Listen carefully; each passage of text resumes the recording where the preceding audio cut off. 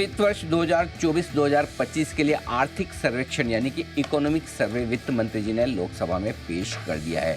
कुछ खास बातें आना शुरू हो चुकी है इस इकोनॉमिक सर्वे की। पहले मैं बता दूं इकोनॉमिक सर्वे है क्या। इकोनॉमिक सर्वे पूरे साल भर की इकोनॉमी की सिचुएशन का, इकोनॉमी की स्थिति का हालचाल आपको बताता है कि इस वक्त इकोनॉमी में क्या हाल है और आगे के लिए थोड़े बहुत संकेत देने की कोशिश करता है। काफ़ी लोग ये मानते भी हैं कि बजट में क्या कुछ हो सकता है और बजट में सरकार का और वित्त मंत्री का फोकस कहाँ रह सकता है, उसकी कुछ जानकारी तो नहीं कह सकेंगे, लेकिन हाँ कुछ न कुछ संकेत ज़रूर आर्थिक सर्वेक्षण यानी कि इकोनॉमिक सर्वे से मिलते हैं।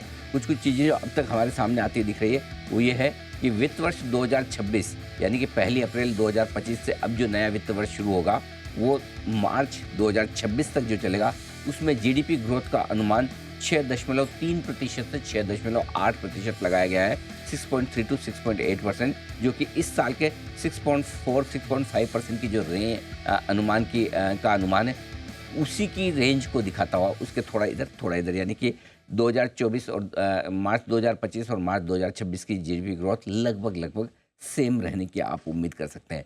रिटेल महंगाई दर में कमी होने की उम्मीद की जा रही है।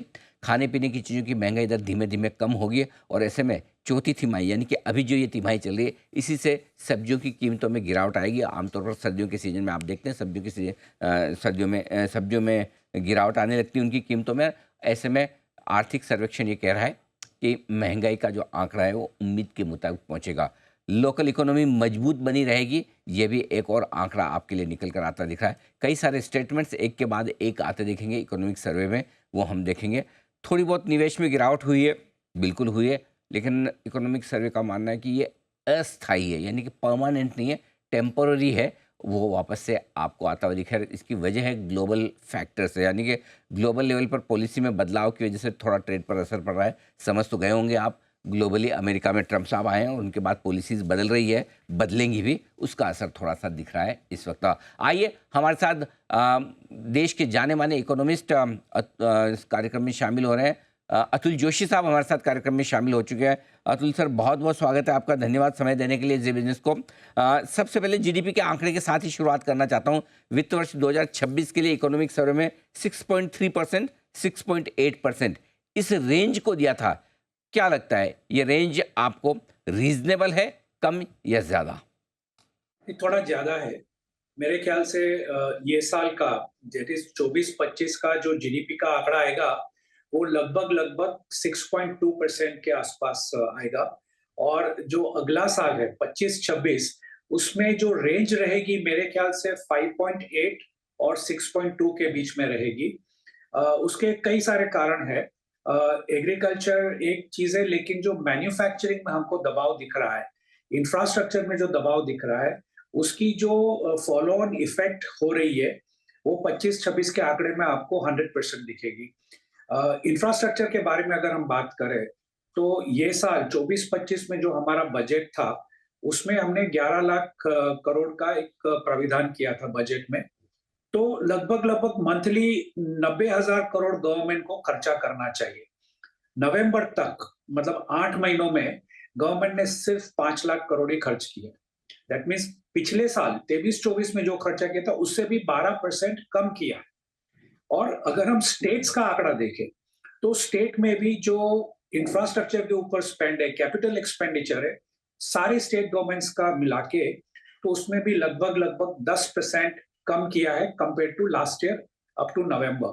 तो ओवरऑल इंफ्रास्ट्रक्चर में मुझे नहीं लगता है कि जो 3-4 महीने बचे हैं अभी, जिसका आंकड़ा आना बाकी है, उसमें गवर्नमेंट स्पेंड कर पाएगी। दूसरी तरफ से देखें कॉर्पोरेट्स के बारे में, तो कॉर्पोरेट्स की ओवरऑल कैपेसिटी यूटिलाइजेशन गिर के अभी 77% के आसपास आ चुकी है। कॉर्पोरेट टैक्स कलेक्शन, इसकी हम बात करें तो जो गए साल 23-24 में जो कॉर्पोरेट टैक्स का आंकड़ा था उससे भी 1% हमने कम कॉर्पोरेट टैक्स कलेक्ट किया है, जिसका मतलब है कि कॉर्पोरेट्स में प्रॉफिटेबिलिटी कम हो रही है। तो ओवरऑल देखिए, टू व्हीलर्स के नंबर्स हैं, आप एफएमसीजी के नंबर्स देख लीजिए, कहीं पे कोई ऐसा सुर हमको नहीं सुनाई दे रहा कि बहुत स्ट्रांग डिमांड है, ग्रोथ होगा, हम कैपिटल एक्सपेंडिचर करेंगे, एक दो सेक्टर्स को छोड़ के। तो मेरे ख्याल से ये साल का आंकड़ा जो 6.4 किया है, वो घट के 6.2% के आसपास आ जाएगा। अगले साल 5.8 टू 6.2 की रेंज मुझे दिख रही है। 5.8% से 6%, तो जो अनुमान जीडीपी ग्रोथ का लगाया गया है इकोनॉमिक सर्वे में 6.3 से 6.8%, उसके मुकाबले में अतुल जोशी साहब का मानना है कि नहीं, ये थोड़ा सा ज़्यादा है, क्योंकि इस साल का जीडीपी आंकड़ा भी शायद 6.4 ना होकर थोड़ा सा नीचे आए 6.2 के आसपास, और अगले साल का फिर 5.8% से 6% की रेंज में रह सकता है। अतुल जोशी साहब, आपसे राय लेना चाहता हूँ कि ग्लोबल लेवल पर पॉलिसीज़ को देखने की बात कही जा रही है, क्योंकि जाहिर सी बात है इनडायरेक्टली इशारा ट्रम्प साहब की तरफ से ही है, और अभी विकास जी भी कह रहे हैं कि वैश्विक लेवल पे क्या कुछ होता है वो देखना होगा। क्या वाकई में काफ़ी कुछ डिपेंड करेगा कि अमेरिका किस तरह से टैरिफ वॉर की तरफ बढ़ता है, और इकोनॉमिक सर्वे में इससे जुड़े हुए क्या संकेत आपको मिल रहे हैं? देखिए, मुझे नहीं लगता कि टैरिफ वॉर अगर चालू भी कर दिया जाए, तो इंडिया के एक्सपोर्ट्स के ऊपर उसकी बहुत सारी इफ़ेक्ट पड़ेगी। 3-4-5% यहाँ-वहाँ गिन सकते हैं, साइकोलॉजिकल इफ़ेक्ट ज़्यादा होगी। इसका कारण ये है कि ऐसा नहीं है कि भारत को एक्सक्लूसिवली टैरिफ में ज़्यादा टैरिफ देनी पड़ेगी। कंपैरेटिवली हमारी जो एक्सपोर्ट्स जा रही है, तो उसमें चाइना का भी नाम लिया जा रहा है, काफ़ी सारे दूसरे कंट्रीज़ का भी नाम दिया जा रहा है, और अमेरिका हमारा सबसे बड़ा ट्रेडिंग पार्टनर आज की तारीख में नहीं है। तो ओवरऑल मेरे ख्याल से कंपैरेटिवली हमें देखना चाहिए। दूसरी चीज़ ये है कि हमने ऑलरेडी रुपये को डेप्रिशिएट कर दिया है, तो ये भी थोड़ा इफ़ेक्ट होगा कि एक्सपोर्ट को हम टैरिफ के बाद भी मैनेज कर सकें। तीसरी बात कि ऐसा भी नहीं होगा काफ़ी अनरीज़नेबल टैरिफ डाल दें, लेकिन जो स्क्वीज़ होगा, डिमांड रहने की वजह से वहाँ पे प्राइस बढ़ेगी, वो भी अमेरिका अफ़ोर्ड नहीं कर सकता। तो बातें करनी बहुत अच्छी है कि मैं 100% लगा दूँगा, 50% लगा दूँगा, लेकिन इसकी इफ़ेक्ट यूएस की डोमेस्टिक इकोनॉमी उसके ऊपर भी पड़ेगी। तो ओवरऑल मेरे ख्याल से माइल्ड 20-25% के आसपास भी अगर टैरिफ आती है, तो हमें कंपैरेटिव देखना है कि दूसरी कंट्रीज़ पे कितनी जा रही है। सबसे लास्ट चीज़ मैं ये कहना चाहूँगा, हमारा जो एक्सपोर्ट है, उसमें काफ़ी सारा कंपोनेंट री-एक्सपोर्ट का है। जैसे कि पेट्रोलियम है, डायमंड है, जेम्स एंड ज्वेलरी है, तो काफ़ी सारी हमारी आइटम्स जो है वो री-एक्सपोर्ट है। तो उसमें टैरिफ या मान लीजिए कि रूपी एक्सचेंज रेट या उसकी एब्सोल्यूट प्राइस उसकी इतनी इफ़ेक्ट नहीं पड़ती है।